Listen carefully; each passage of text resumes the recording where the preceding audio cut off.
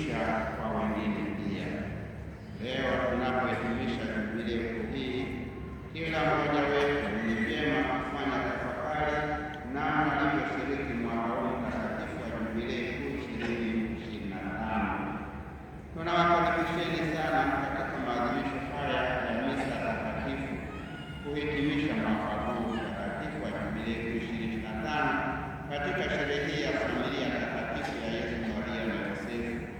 Familia hii iwe mfano kwa familia zetu, tukiishi kwa upendo, amani, matumaini, furaha na utulivu kama watoto wa Mungu, tukisikiliza, kupenda na kuishi neno.